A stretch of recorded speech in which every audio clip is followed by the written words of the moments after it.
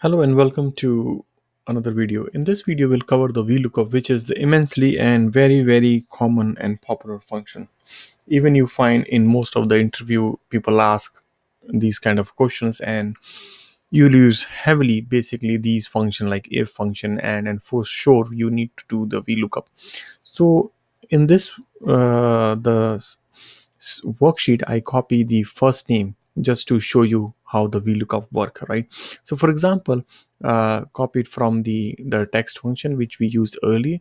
So what we need, or basically why VLOOKUP is needed. VLOOKUP means the vertical lookup, right? So we look up based on one information, we try to find the information in other sheet or in other the table, so and to bring the result back, right? So let's say based on the first name, we try to so we have this text function, right? So based on the first name, we let's say we try to see the full name or the uppercase full name for the for our client, right? So how to do that? So let's do this. So we do equal sign to activate this and bring the functions, and we say v l o u o k u p, right, and open it up. So basically it has couple of parameters needed, which is vlookup, the range, column index, and the vlookup range value. So first thing is first, so what is the lookup value? So we need to say, okay, we need to look up this which we are trying to find. So this is my source, right? And then the next thing is we need to give the table name, so full the table array. So my table is okay, so my name start here. So make sure wherever you're finding, you should always start from here, because it's the first column it will say. So if you click here and then you let's select everything right until here, so this is the full table, it's selected. And then you say okay, the next is which column you want to pick from here. So since we selected this from here to here, so I want to, for example, let's say the full name, so 1 and 2. So I'll say okay, I'll select the number 2 column, and I want the exact match. So make sure you always populate the exact match and close the bracket and enter. And you notice based on the first name, we get it the back. So now we can, if we just or so I just want to tell you one thing. So this is the table, right? This is the table right now. It has, if you notice, it has a relative reference.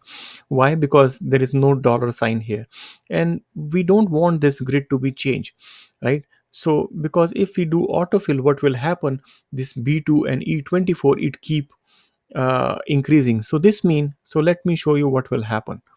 So you see up to now we are lucky, but you see we have some na. Why we have na? So let's say, so b16 and b38, right? So in b16, so basically it's starting looking from the b16. So basically from b16 here to b38 here, right? Which lower below. So right now, because our data is in the same one to one, but if the data is shuffle, then we won't able to maybe find it. So the best thing is we make this absolute row and absolute uh, column reference. So just select the start range and press click on the cell, and then select this one mouse and click F4, and also on F4 on the finish range as well. So now we, as you know, in which we learn, if now I do autofill, not every place is a full table range. So this is the common problem. Mostly the people or the new Excel user will find and make a mistake, and then they spend a lot of time, get annoyed by this silly mistake, that why my VLOOKUP unable to find this value, right? So let's do another one, right? So if I make a copy here, and simply if I just drag the value, what will happen? It should bring it up, right? Because I uh, make the table, I make the table the constant, right, is the fixed, the table fixed. But no, because my reference, if I you click double click here, it's trying to find the source change to k, because I move from here to here. I just simply, if I change my source to here to again, that this is the still I want to find rest. So you see, I'll have exactly what is in here, j2, I bring it here. One way of also, if you don't want to avoid this kind of a mistake, then just clear this one and then select this one, go to the edit cell and shift home, or select the whole formula, control C, press escape, and then double click here and then press control V. So so now with this way we basically not dragging the formula but copy exactly the formula. So now the formula is saying what is k and what is l. But what I want to show here is not how to copy the formula, but how to reference any other cell. Since, because when we give this to 2 to 24, so what is happening? So here is b2 to e24. So if I come here, my b2 to e24 is this. So pretty much from here to here I can select any column. So right now I selected number 2 column. I can also select number 3 or number 4. I want to do the uppercase. So let's say, so instead of number 2 here, I just select the number 3, and you notice the value uh, comes here as well. Sometimes we just don't want to do a VLOOKUP, and we just want to ensure whether we the number is available there or not, right? In that case we can we can still bring the data. And if there is, if suppose for example, if somewhere there is no data, it's bring n na here. So let me try to show you one example. So for example, right now I have kawai, right? It has the value, so it brings. But in case if I just, let's say if I remove this reference, right, then, and I come here, pretty strange.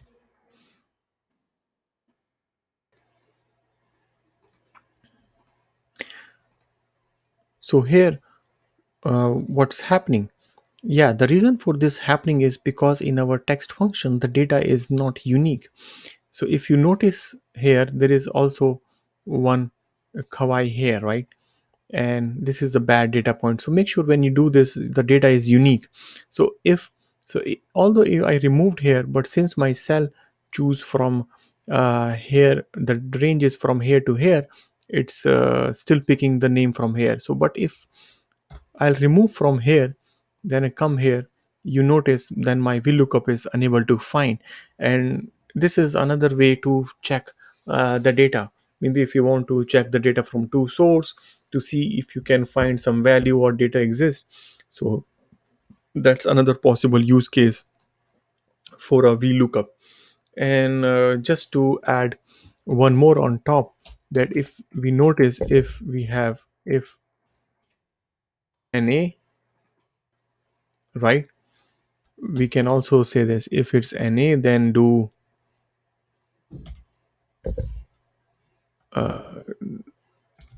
value not found, right? You see, so instead of like this, it's giving me more meaningful value. So we can embed one function to another, and based on the use case, you we based on the use case you can able to find.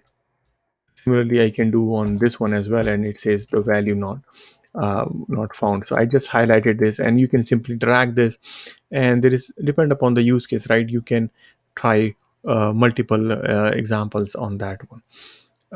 Thanks. Bye.